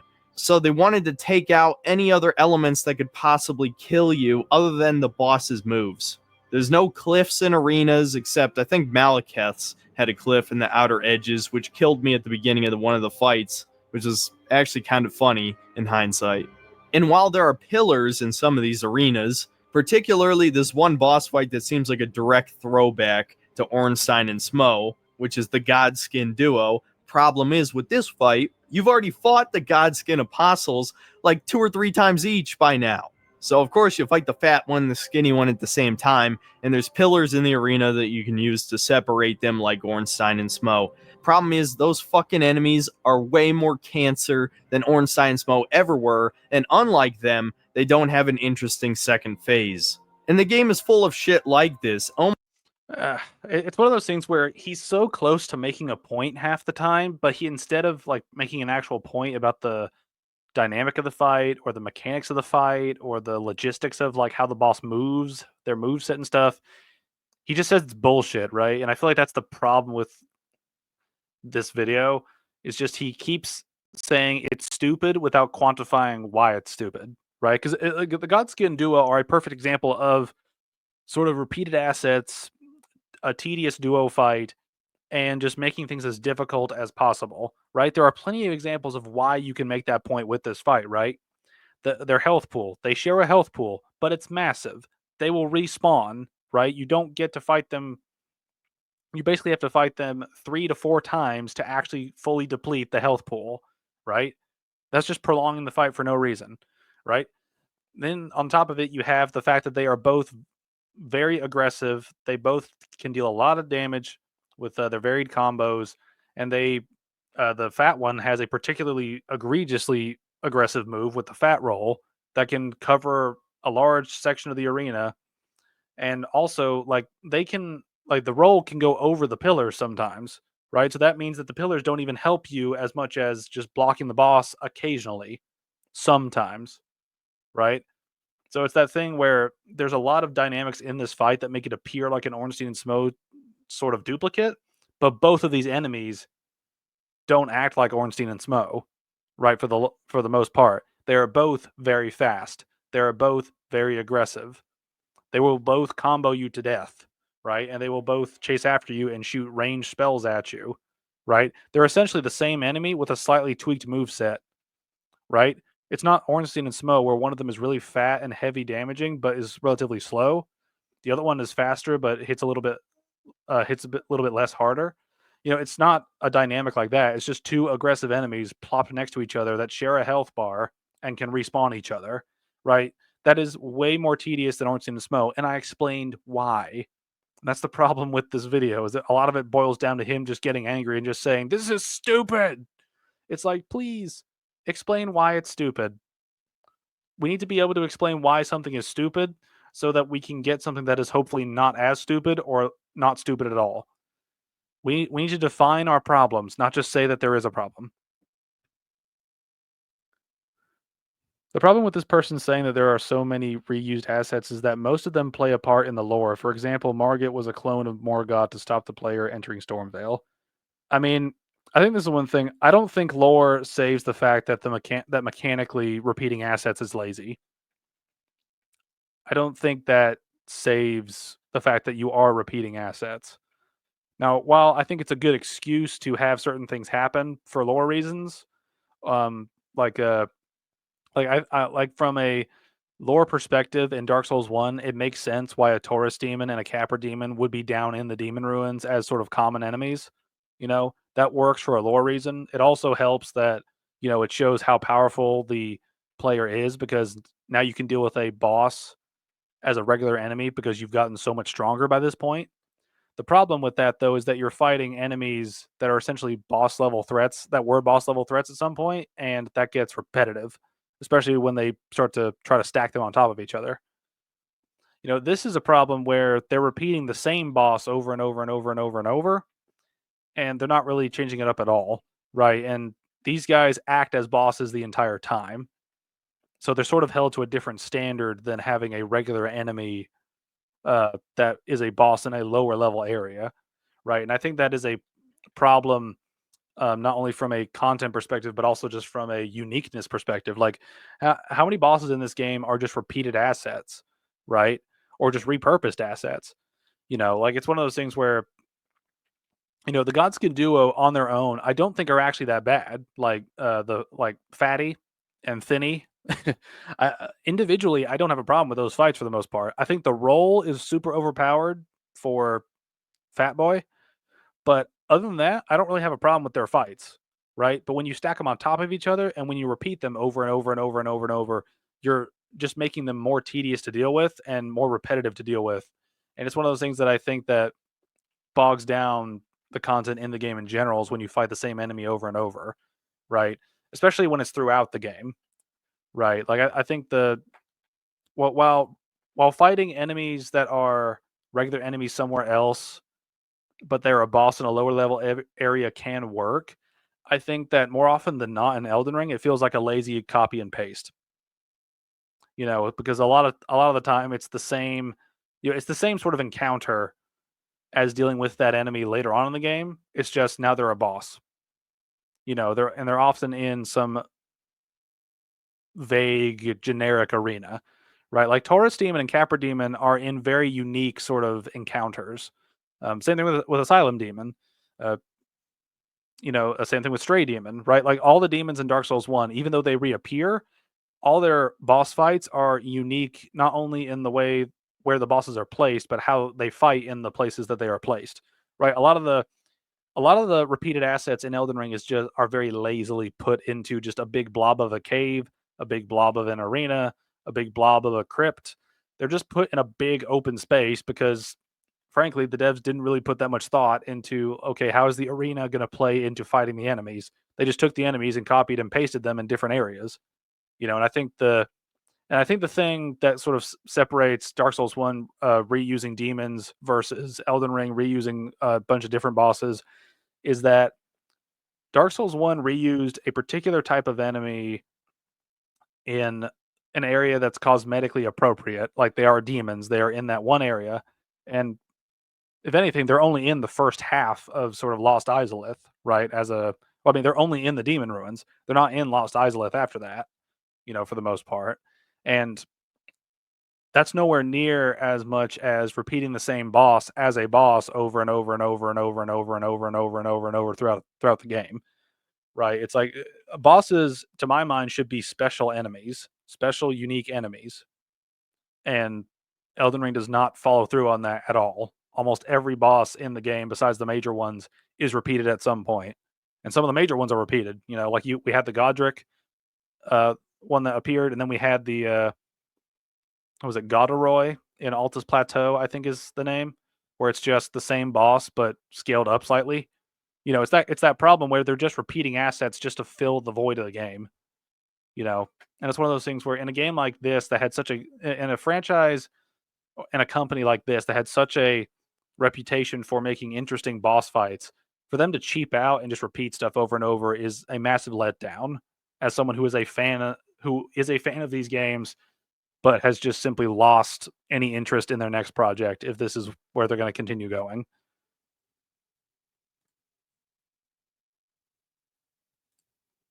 The only weird reused asset I struggle to see is Lord Defended is where you fight the other Moog in the shunning grounds below Lanedale. Yeah, that's something I'm not a fan of either is the mini versions of the major bosses, like Margit being mini Morgott and Moog being mini Moog. I don't really I don't think mechanically that's a good thing to have. As you can still fight him after beating him in Mogwin's palace. Yeah, it's one of those weird things where they just copy and pasted stuff.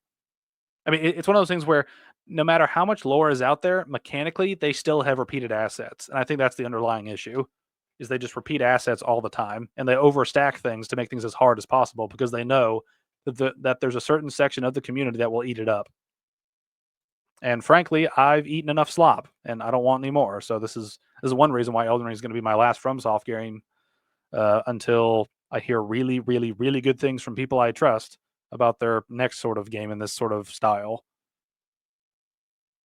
Almost every boss fight is a featureless arena. Barely any of the bosses have gimmicks. It's just roll spam bullshit. I don't want to repeat myself too many more times, but I think you get the idea. If you're a Souls fanboy, specifically like Bloodborne, Dark Souls 3 onward, and those are your favorite ones, you probably don't see a problem with this because to you, the entire appeal of the game is pressing circle at the right time. To me, that's so goddamn boring. And these games have been steadily becoming more and more anime, with the bosses doing more and more over the top shit.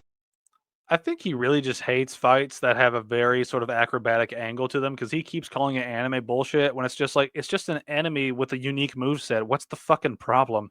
Calling it anime doesn't explain a problem. I don't get it. And having longer combos that you have to wait to have your turn to attack once. That's why I fucking abused the Mimic, because I got tired of that shit and just wanted to beat the fucking game. The bosses should be the highlight, not the most annoying part. But between their cancerous movesets and fighting the same dozen bosses multiple times over, the funny thing is there's like over 70 bosses in this game. But out of that 70, there's maybe 25 unique ones total. That's a fucking awful split. Man, I could just keep going on. And I think I actually remembered looking this up once. I think there's a total of 250 something bosses in Elden Ring in terms of bosses that get a proper up boss health bar. Now, I don't know if that includes the DLC or not. I don't think it does. But either way, there are hundreds of bosses in this game, and most of them are repeated assets, which I think shows you the laziness in the design. Hopefully, in the future, we will see less reused assets with the next Souls game, as Miyazaki said that with the success of Elden Ring, they will be able to focus better on future projects. Yeah, I mean, we can hope. Like my thing with sort of From Software is it's one of those things where they've got a really weird track record in terms of games that offer interesting replayability with difficult but fair dynamics, right? Because Demon Souls and Dark Souls 1, for the most part, minus a couple of situations and a couple bosses here and there, are difficult but fair, right? And you get Dark Souls 2, which has significant problems, both in the way it's made and the way difficulty is balanced, right? Bloodborne is, pretty fair, but also can run into its own issues.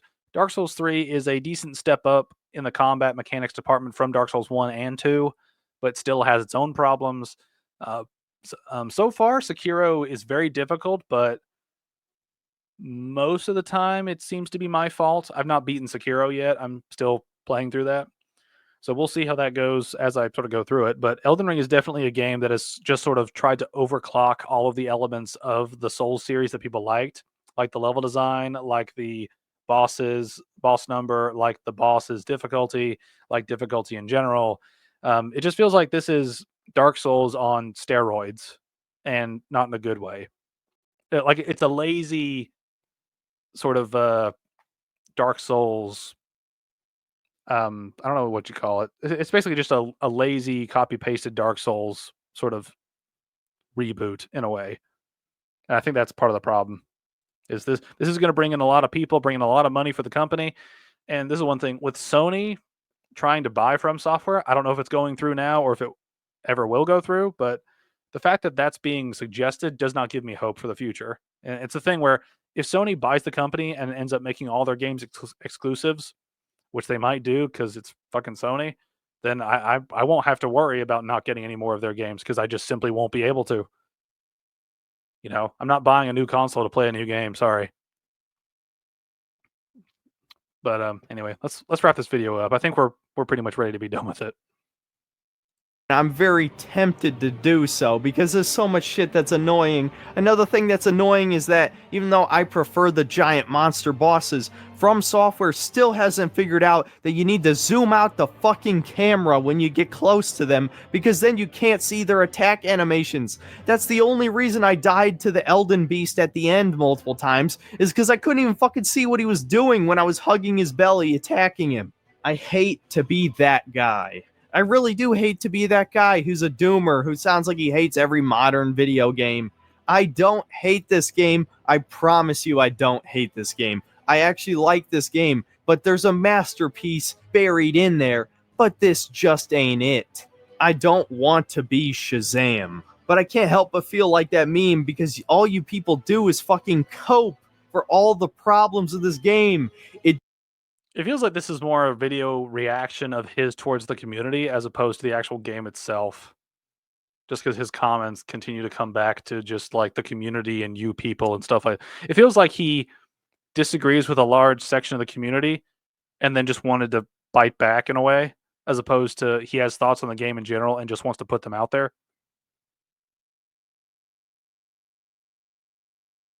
It's very weird.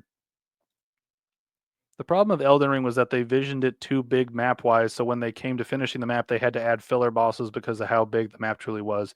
Yeah, and I think that's personally, like if I was to design a game in stages, personally, what I would have done is you come up with a concept first, um, which includes the aesthetic and sort of what you want to do. You come up with a story, and then you come up with bosses after that, and then after that, you create the level design. Like I think levels should be made later on because ultimately, good level design is good for a period of time, but wandering around levels in a particular way doesn't make the game interesting in the long run. It's the actual things you do in the levels that make them interesting. Like and also thing like in terms of combat games, I could care less if every area is just one long linear line from one area to the next, like in Dark Souls 3. If the encounters with the enemies are good and if the levels themselves are good, I don't really care if the world's interconnected. I don't really care if the level is just, a big sort of maze like area with one tunnel leading into it and one tunnel leading out into the next maze like area. I genuinely do not give a shit about that.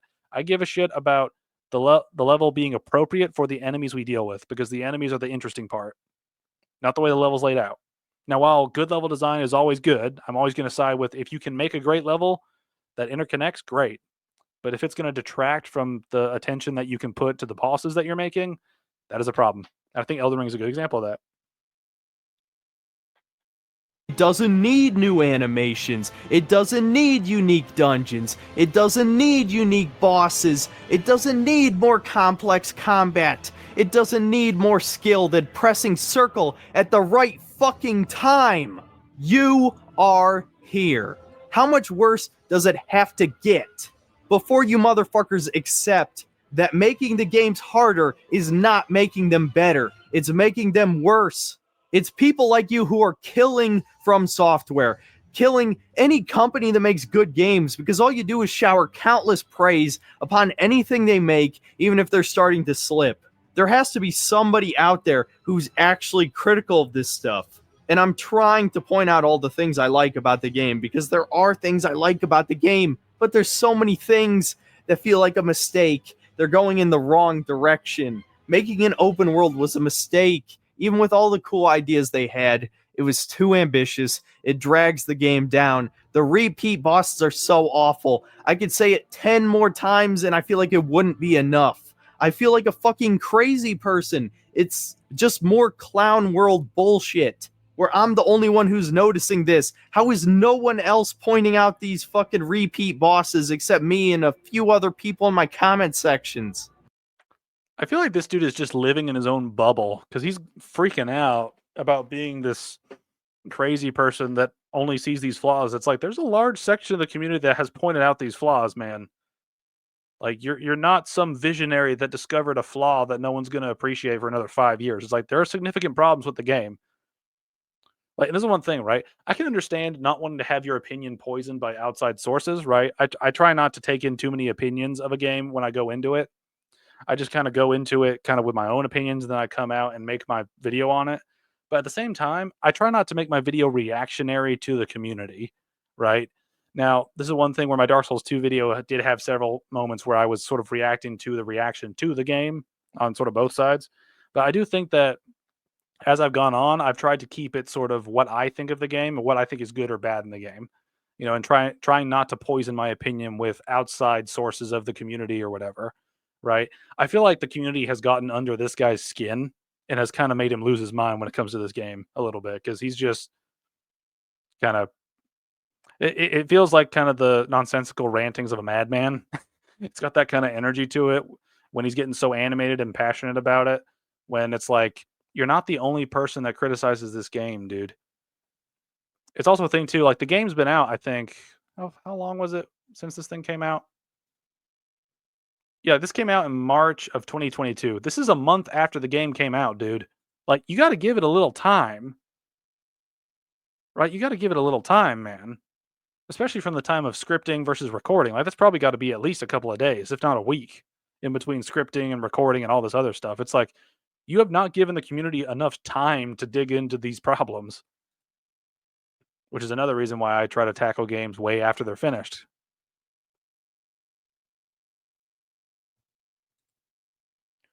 I don't know why he hates most of the community. Just because most of the players praise the game as soon as it releases is because most people find it fun.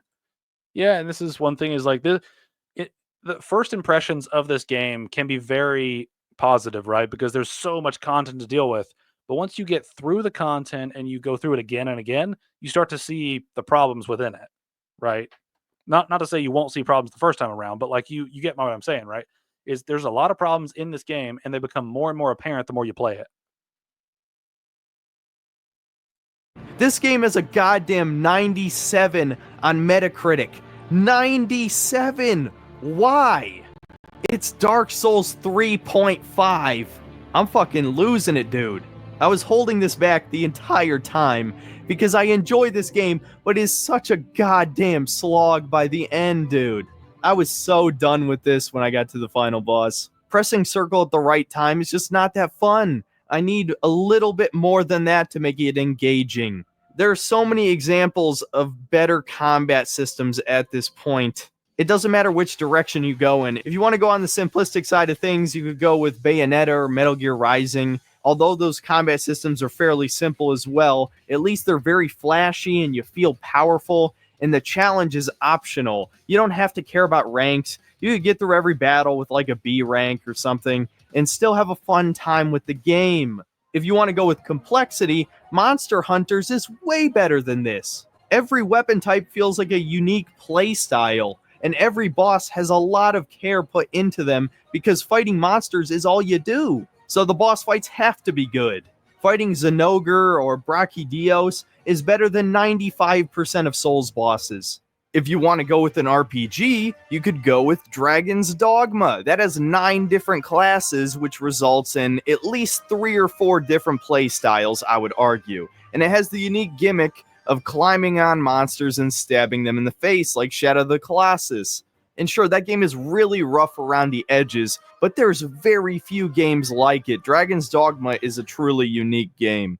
But, that being said, I still like Dark Souls 1 better than those games I just named because the combat was only one part of it. It was a complete package. The world was unique and massive and connected different parts together in a way I'd never seen before. There's so many different biomes. All the bosses are unique. Sure, some of the later ones are kind of like roll spam bosses from later in the series, but definitely easier.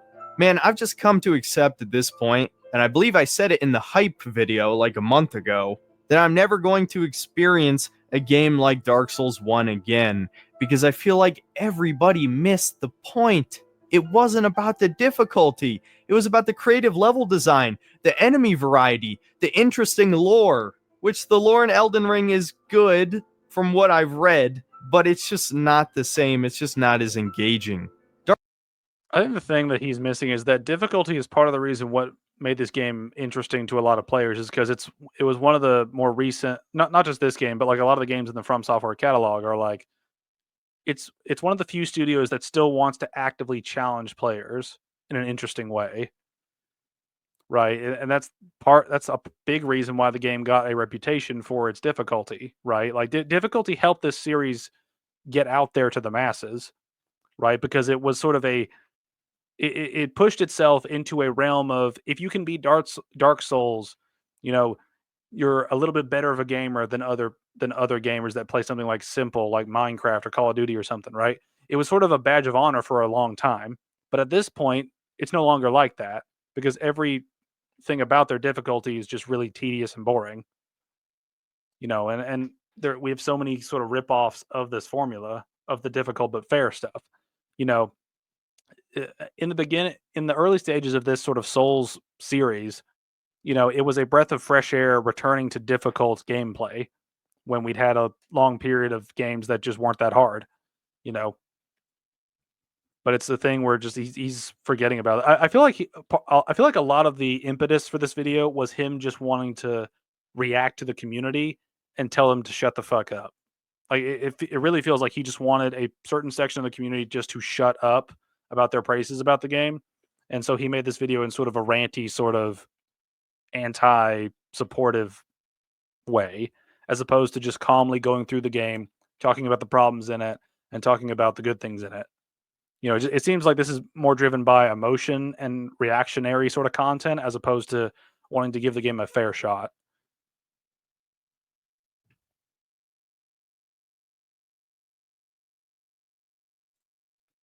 I think the DLC improved the game in so many different ways. It feels like Elden Ring 2 with how new it feels like new lore and finished lore, and the more you play it the more you play it, it's less boring. I disagree. I have significant problems with the DLC, but I have significant problems with the game in general.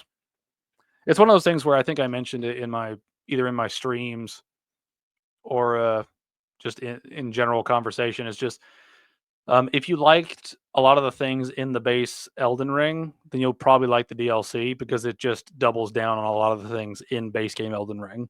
But if you didn't like certain aspects of Elden Ring, then you were going to hate the DLC even more because of those things. And that's kind of where I stand. And that's part of the reason why I don't look forward to another From Software game, is because of Elden Ring and because of the DLC doubling down on it. Dark Souls had this melancholy atmosphere that a lot of these other games have emulated but did not do correctly, either because they're too cynical, like Dark Souls 3, or they don't have the interesting characters to sell the setting. Also, like, I have no idea what he means by those comments, so I'm just going to move on because it's very clear that he hates Dark Souls 3 from the comments he's made. So I'm just going to move past that. Just going to move past that. Dark Souls 3, but by extension, Dark Souls 2 and Elden Ring as well.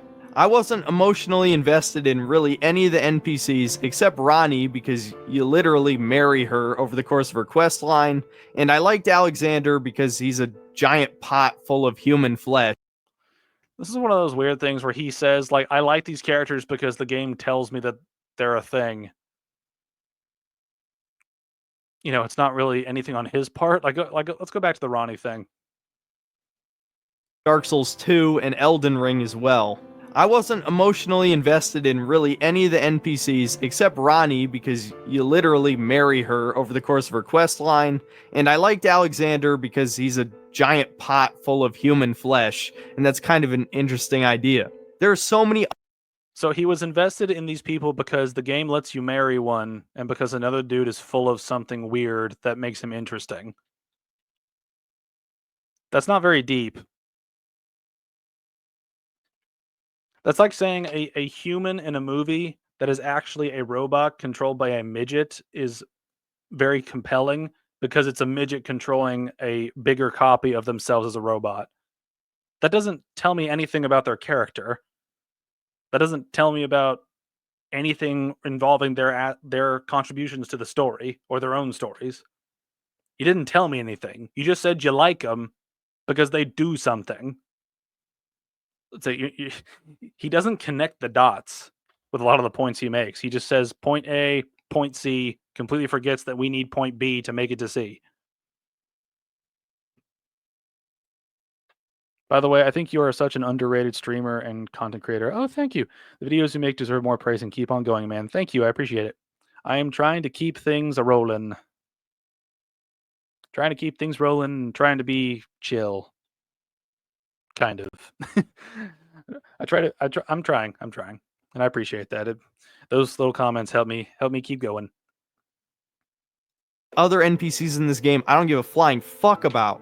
I just feel defeated at this point. Elden Ring is still a good game. Believe it or not, I believe Elden Ring is one of the better games released in the past 5 years, probably in the top 10. But it's no masterpiece. I don't know how anybody could say it's a masterpiece out of all the flaws I pointed out in this video. Even if you don't agree with half the flaws I pointed out, that's still a lot of issues with this game that people are just ignoring because, again, they got hyped and they're in the honeymoon phase or whatever the fuck you want to call it. People are eventually going to realize, oh yeah, that was fun, but it wasn't that good. And this has happened a lot of times over the years, but people never really seem to see the signs. And on some level, I envy you all because This is the one thing that I'm going to bring up real quick is just part of the problem with Elden Ring and part of the problem with praise for projects in general is that when people come into a franchise sort of at a particular point, um, and they have no concept of the past other than what the internet has sort of made it out to be, that tends to inform their opinion of the thing, right? Like a lot of the people complaining about Elden Ring's combat are usually going to be people that have a previous history with their previous games, right? A lot of the newer people that are jumping in are probably not going to have nearly as many complaints because they just don't have a point of reference, and it's one of those things where if I remember correctly, if you look at the sales for each of the From Software games, in terms of overall sales, I think Dark Soul, these are confirmed sales, so these are numbers that are confirmed for each game. The numbers are probably higher, but Demon Souls I know has sold 1,000,000 copies, the original, not the remake that came out. So 1,000,000 copies. Dark Souls I know has sold at least like 8. Dark Souls 2 I think has sold 5. Bloodborne I think has sold 3. Dark Souls 3 has sold over 10,000,000, right? So a big audience picked up Dark Souls 3.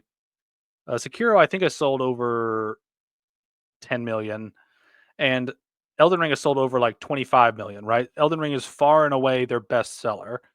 And it's a bestseller by a huge enough margin where half the community of Elden Ring are people that have no perspective on the previous games, right? And that's a significant problem when dealing with criticisms of this game because there are a lot of people that are going to praise it for things that they've done better in the previous games, but those people have not played the previous games, so they don't have a full picture of where things have come from and how we got here. And it's a weird sort of situation when half the community just kind of it's like it's weird when the community doubles and then half the community has no idea where things came from, which feels weird to me.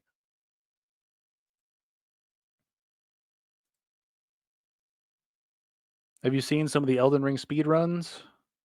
They are nuts, lol. Well, that's the thing, like Elden Ring you can speed run very fast because all you really have to do for progression's sake is uh, die to um, the first boss you encounter, the grafted scion. Defeat two lords basically.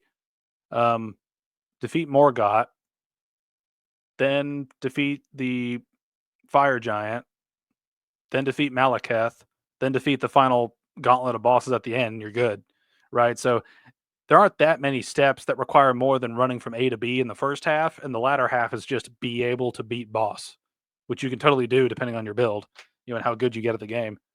And that is one thing about these games is that there are still openings for dodges. It's just they become much more complicated to sort of navigate.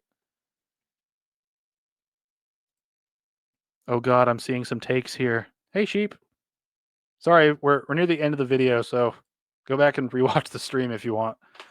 I'm a little bit behind on re-uploading these on the ESAS archive, but they will appear later. But we're wrapping this one up because I'm ready to move on. Obviously, I'm a doomer, a mega doomer, and that's part of the reason I'm always looking for these flaws in these games. And partially I do that because it's part of my persona on YouTube. There has to be some critic out there that actually critiques games, because people have forgotten what that fucking means. Almost every This is the thing where he's talking about critiquing stuff when the last several bits of criticism have just been him going, I liked thing because it was a thing. I hated thing because it's bullshit. It's not really actually going into the meat and potatoes of why those things are good or bad. So it's one of those things where it's like, I don't know if you are doing any real critiquing half the time. It's like you may be able to acknowledge the problem, but you've done a really bad job of explaining why it's a problem. critic on this platform is just here to sell you a product, and I'm fucking sick of it. But sometimes I really do take this a little bit too far. And so, hopefully I did point out enough positives about the game that I've convinced you that I don't hate it, and by extension I don't hate video games. But I'm tired of people giving praise to companies when they don't deserve it, or at least they go a little bit too far. I think From Software had a lot of good ideas with the open world, but making the game control exactly like Dark Souls 3 was a mistake. A big, big fucking mistake. And the boss design was an even bigger mistake. A massive fucking mistake. And an even bigger goddamn mistake was having so many repeat bosses. It almost ruins one of the major appeals of these games for me. I love boss fights in video games, but I don't like doing the same thing over and over again. I don't care how good your boss is. I don't want to fight him 5 goddamn times, even if it's optional. So, after all that, do I think Elden Ring will be Game of the Year? Probably. I hate to say it. Unless some crazy good game comes out of left field, I don't think anything else this year is going to be super high quality. I think God of War Ragnarok is going to have all the same problems that modern Sony games have, with way too much goddamn story, which thankfully none of the Souls games have that problem.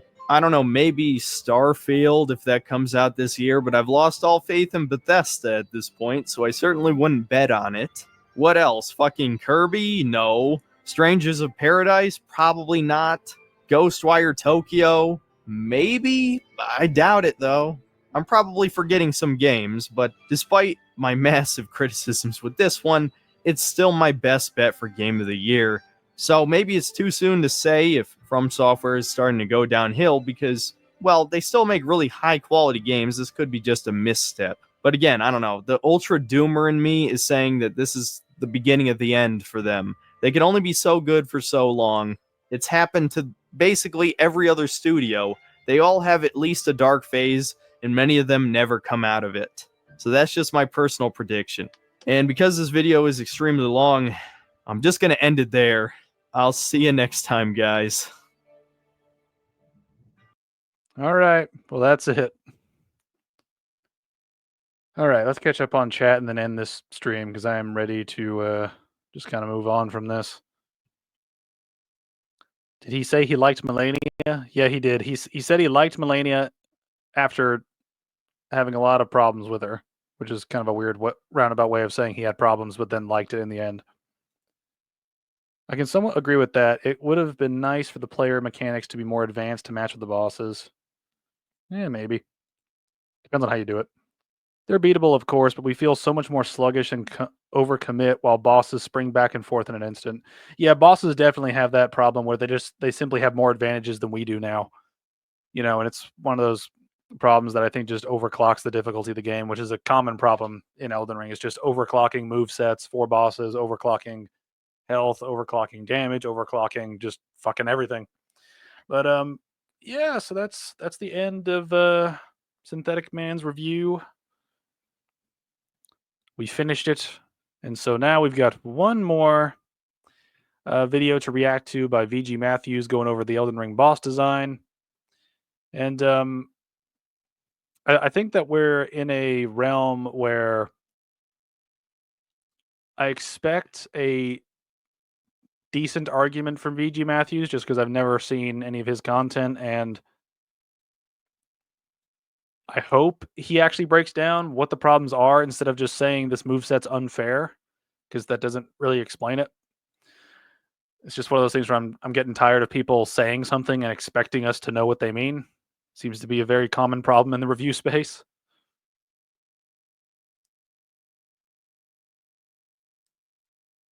I don't suppose we can get a 10-minute head start. Let's see.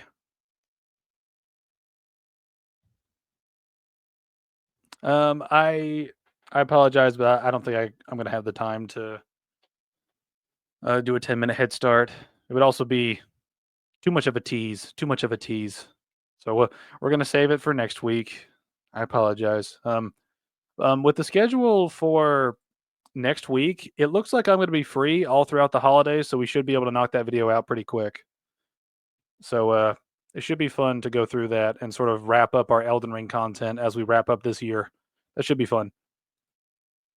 Fuck. Sorry, man. I got real life stuff I got to deal with. Let's see. Still in year 9 or high school for Americans, but you are still my favorite streamer through the years. I've been watching you. Oh, thank you. Appreciate it. Yay! I can't wait. Yeah, it should be fun.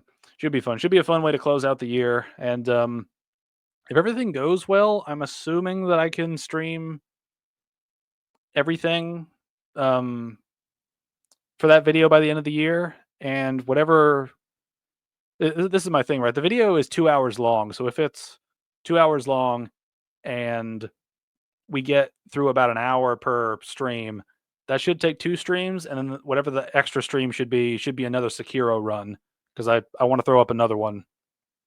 Um, but in the event that something happens on the weekend over the holidays, which is very likely just because it is the holidays, I will try to have, like, a Sekiro thing ready to throw up as just sort of a thing to watch, while we're kinda waiting on a Saturday where I'm actually free. Um, One thing I do wanna mention about the Sekiro things is, StreamYards doesn't let me upload a file beyond a certain file size, and my Sekiro videos are very thick in terms of file size, so a lot of those are gonna be premieres. So just FYI, those are not gonna be, like, proper streams. They're gonna be premieres on the main channel, but they will reappear on the ESAS archive channel. Um, One other thing I wanted to mention is I've been thinking about doing something similar to EFAP, where they do EFAP movies. I don't have nearly as much editing prowess, but I would love to watch movies and react to them and just talk to you guys about them. Um, I don't know how I'm going to do it yet, but I would love to try it. Especially since I'm basically just an EFAP ripoff at this point, so may as well do stuff and have fun with it because why not? But yeah, let me know in the comments if you have any other videos you'd like me to check out. I also have a Discord in the description. You can find things. Things are pretty labeled pretty well over there. So if you want to suggest ESAS videos, throw them down there. I will react to them at some point. Some of them are going to be sort of broken up depending on how big they are, but we'll see how things go in the future. And as always, whenever I'm unavailable, gaming things will appear. Right now, we're going through Sekiro, so I'm learning. I'm learning. I'm learning a lot. I've not beaten Sekiro, and I hardly have any knowledge of Sekiro beyond like the first like 6 hours of it. So going through that game, and let me know if you're into ESAS movies where I react to movies and do stuff like that. I probably can't show the movie on screen. Those will probably be things that I throw up whenever I'm not ready to. Like, I probably can't stream movies live just for the sake of movies, because copyright's a bitch. But I will probably upload those sort of as in between things whenever I'm unavailable. So just FYI, those things are coming at some point. I would love to do them, but I have yet to figure out how the hell I'm going to do them. So as is the norm, I'm just kind of flopping around trying to figure it out. Will you be doing a New Year stream, or are you going to engage in having a social life? Unlike me. I've not played Sekiro, but I heard it's less rolling and more aggressive than most Souls games. Sekiro is very interesting if you've played all the other Souls games before it. It's very interesting. It's a nice change of pace. But regarding the New Year's stuff, New Year's, let me check. See, New Year's is on a Wednesday, so I'm probably not going to be doing anything on the 4th, which is the first Saturday of 2025. I probably won't be doing anything that Saturday, as far as I know. We don't really do anything New Year's-y besides celebrate the new year coming and hope the world doesn't end. That's about it. But yeah, I should be able to stream. I might do something special for that New Year's stream. I don't know yet because that will technically be the not really the first year anniversary of ESAS, but it will be the first ESAS of the new year. So that'll be interesting. But we'll see how it goes as it goes. But for now, I have to go, but I appreciate you all watching and sticking around and enjoying whatever it is I'm putting out. I appreciate the support and the comments and views and um, opinions. Just it's good to be in a community with differing opinions because that helps us all grow as people.